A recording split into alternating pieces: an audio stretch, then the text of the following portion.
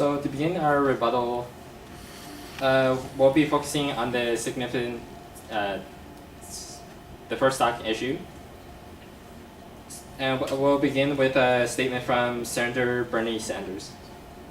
According to Bernie Sanders, low-wage workers, especially those who are earning $16 per hour or less, comprise about 40% of the U.S. workforce, aged 25 to 64.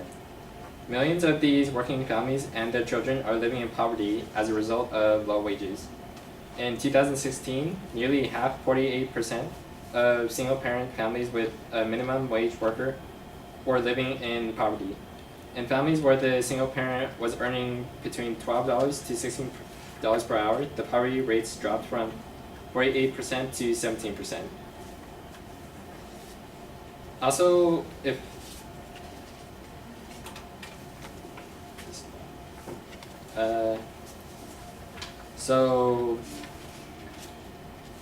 according to another study, raising the minimum wage up to $10.10 will not only help millions of American workers earn an extra $1,300 a year, enough to buy 10 weeks of groceries for a family of 4, but will also give nearly 14 million women in America, including 6 million working mothers, a raise, support 14 million American children in low-wage families, provide nearly 3 million working single parents with greater financial security, and infuse about $32.6 billion into the U.S. economy.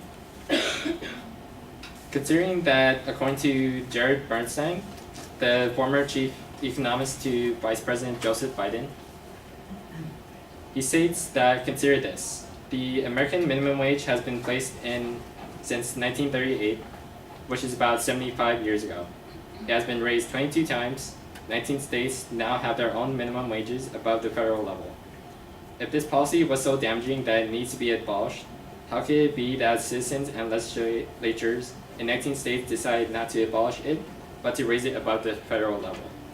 If it was damaging, as our opponents claim, how could the minimum wage not only survive this long, but flourished and expanded? The answer, once again, is because it is widely understood and accepted by mainstream economists,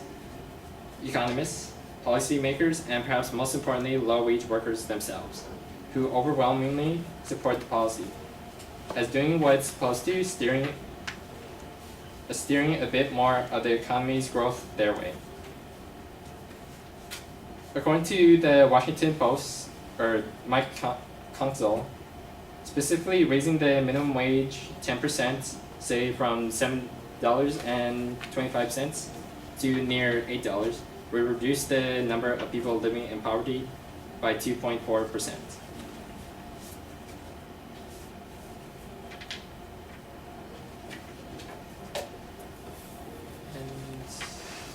And you're out of time, by the way, so.